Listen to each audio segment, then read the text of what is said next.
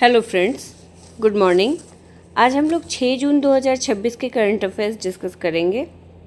आज के सेट में टोटल 7 टॉपिक्स हैं, जिसमें पहला टॉपिक जो है वो सर्वोच्च न्यायालय में एक न्यायाधीश की नियुक्ति हुई है, महिला न्यायाधीश की नियुक्ति वी मोहना सर्वोच्च न्यायालय के न्यायाधीश के रूप में शपथ ग्रहण की हैं और उनके शपथ ग्रहण करने के साथ ही वह सुप्रीम कोर्ट के इतिहास में 12वीं महिला न्यायाधीश बन गई हैं और वर्ष 2018 में न्यायमूर्ति इंदु मल्होत्रा के बाद से सीधे सर्वोच्च न्यायालय में नियुक्त होने वाली दूसरी महिला अधिवक्ता बन गई हैं।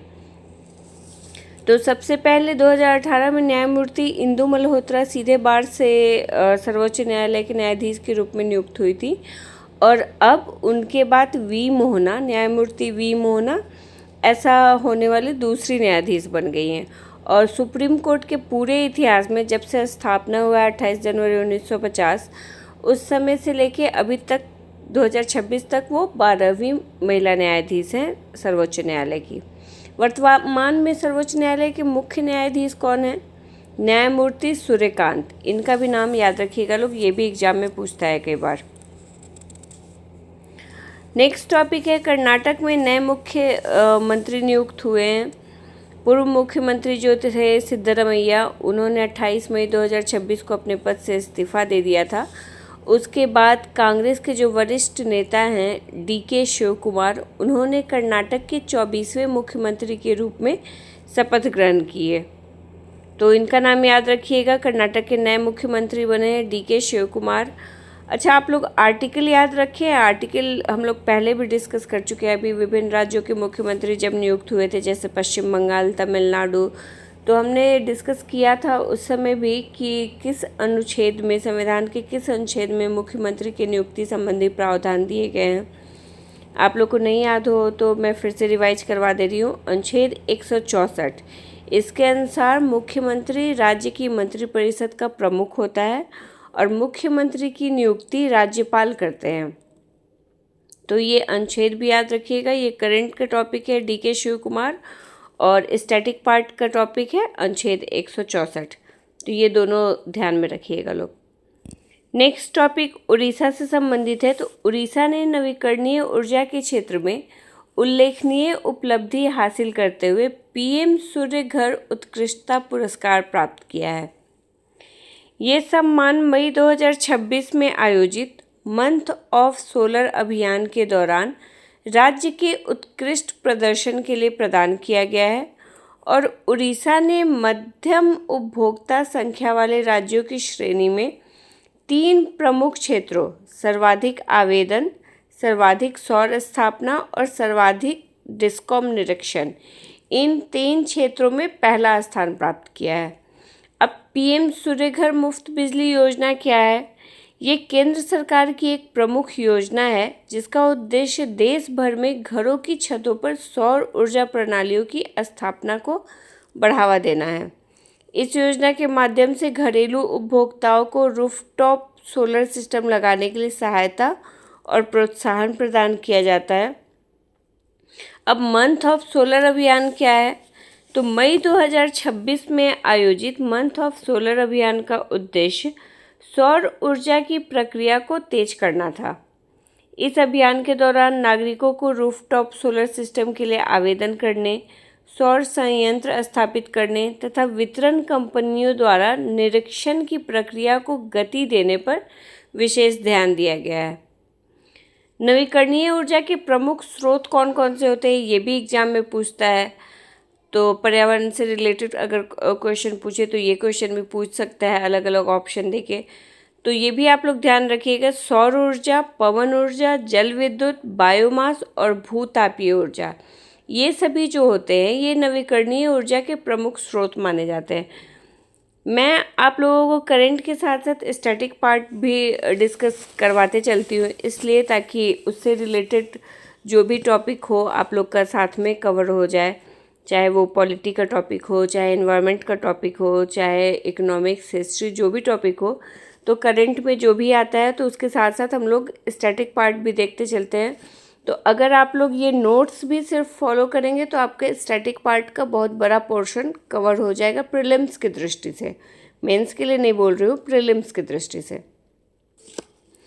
नेक्स्ट टॉपिक है, विश्व बैंक में भारत के नए कार्यकारी निदेशक नियुक्त हुए हैं नीलकंठ मिश्रा।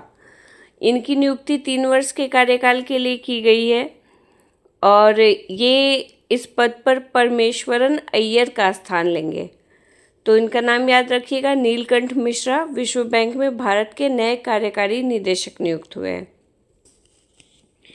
नेक्स्ट टॉपिक संयुक्त राष्ट्र सुरक्षा परिषद से संबंधित है। तो पुर्तगाल और ऑस्ट्रिया, इन 2 देशों को संयुक्त राष्ट्र सुरक्षा परिषद के अस्थायी सदस्य के रूप में चुना गया है और इन दोनों देशों का कार्यकाल 1 जनवरी 2027 से शुरू होकर 31 दिसंबर 2028 तक चलेगा।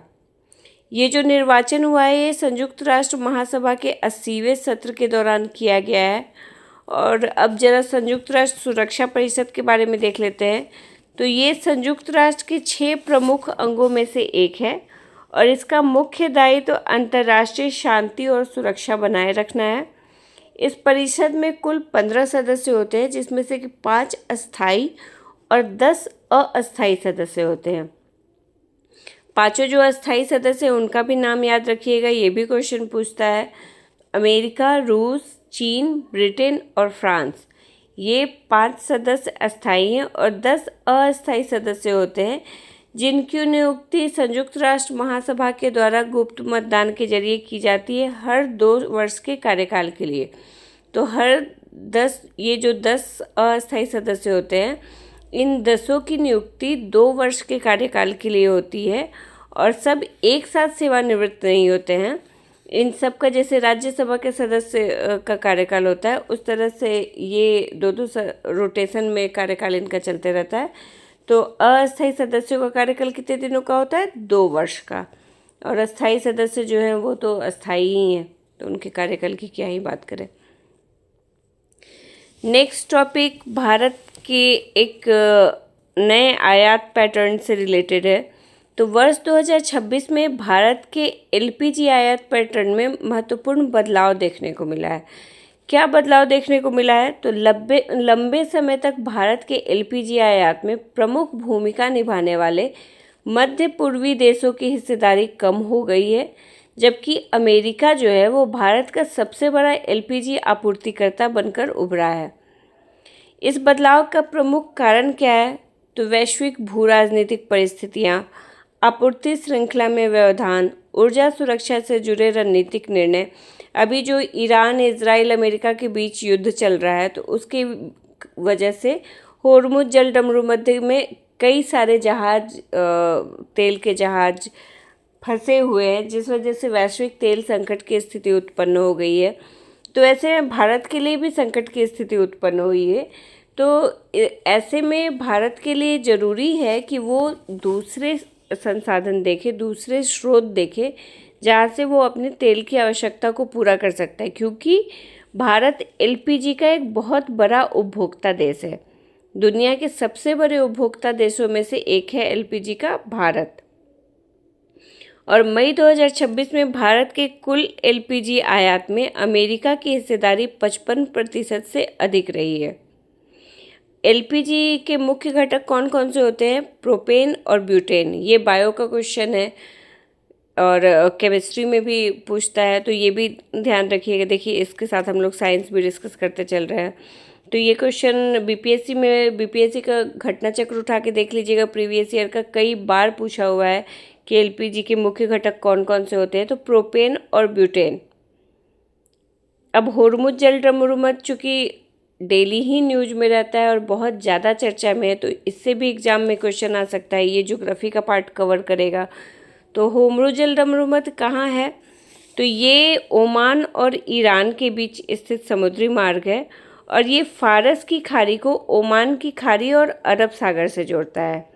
और होर्मुज जलडमरू मध्य में जो व्यवधान उत्पन्न हुआ है उसके वजह से यूएई और सऊदी अरब जैसे जो प्रमुख निर्यातक देश हैं उनसे होने वाले आपूर्ति पर प्रभाव पड़ा है, जिस वजह से अब अमेरिका भारत का सबसे बड़ा एलपीजी आपूर्तिकर्ता देश बनकर उभरा है। नेक्स्ट टॉपिक, भारत के प्रसिद्ध संवैधानिक विशेषज्ञ, पूर्व लोकसभा महासचिव और संसदीय मामलों के विद्वान डॉक्टर सुभाष सी कश्यप से संबंधित है। इनका निधन हो गया है 97 वर्ष की आयु में, और उम्र संबंधी समस्याओं के बाद कार्डियोपल्मोनरी अरेस्ट के कारण इनका निधन हो गया है। वे 1983 से 1990 तक लोकसभा के महासचिव थे, और डॉक्टर कश्यप के निधन पर राष्ट्रपति द्रौपदी मुर्मू, उपराष्ट्रपति सीपी राधाकृष्णन, प्रधानमंत्री नरेंद्र मोदी, लोकसभा अध्यक्ष ओम बिरला सहित अनेक नेताओं ने गहरा शोक व्यक्त किया है। ये बहुत कम उम्र में स्वतंत्रता संग्राम में अपनी हिस्सेदारी दिए थे, और संविधान निर्माण में भी, संविधान से भी रिलेटेड रहे हैं। इन राजनीति और संविधान से रिलेटेड 100 से ऊपर पुस्तकें लिख चुके हैं। तो इनका अब निधन हो गया है, जिसके निधन पे कई सारे भारतीय नेताओं ने गहरा शोक व्यक्त किया है। डॉक्टर सुभाष सी कश्यप। तो ये हमारे आज के टॉपिक्स थे। अगर आपको इससे रिलेटेड पीडीएफ डाउनलोड करना हो तो आप ओनली बीपीएससी की साइट या ओनली बीपीएससी की ऐप के थ्रू डाउनलोड कर सकते हैं। अगर आपको वन लाइनर क्वेश्चन चाहिए हो तो वो भी आपको वहाँ पे अवेलेबल हो जाएंगे। तो आप ओनली बीपीएससी की साइट पे या ऐप डाउनलोड करके वहाँ से आप ले सकते हैं। Thank you.